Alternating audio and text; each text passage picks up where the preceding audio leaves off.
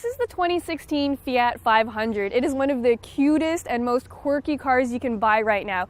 But this isn't any old Fiat, so let me slip into something more comfortable and I'll tell you all about it. Well, friends, this Fiat is so unique because it's the 1957 Special Edition model. It's a throwback to the original 500s from the good old days. So what makes this little cutie so retro? It gets special pastel colors, a white roof and mirror caps, a unique interior with this pretty brown interior and cream dash panels. I also love the fact that these little Fiat badges have been swapped out for 1950s style ones, and these cute 16-inch color-matched dog dish wheels are just darling, aren't they?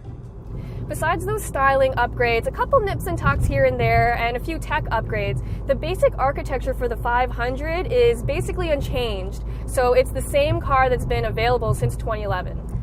What that means is that there's still a lot wrong with it. The seating position is entirely awkward and really uncomfortable. It has huge blind spots for such a tiny car, it's terrible over rough roads, and it's really slow and not very practical.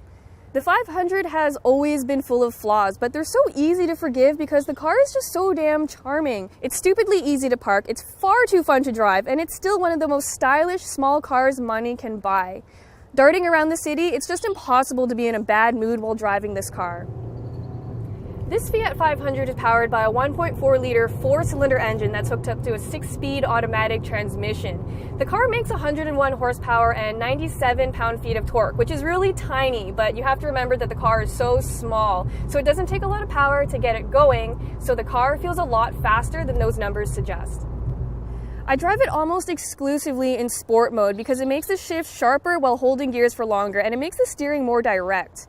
Again, this is definitely not a sporty car, but its tiny size makes it hilarious to drive. With a little turning circle and its subcompact size, it's perfect for city life, but that little footprint and those tiny tires mean that the 500 gets beat up over rough roads.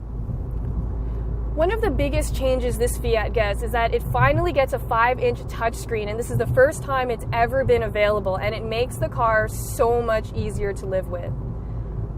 Fiat uses a version of FCA's Uconnect, which is one of the most user-friendly systems out there. This is more of a light version of that because it has a similar look and feel, but it doesn't have all the same features or usability as the full versions. And it also gets a volume knob. The old one didn't have one, and I hated that. If I were in the market for a Fiat 500, this 1957 edition is how I'd spec it if it wasn't in a Barth.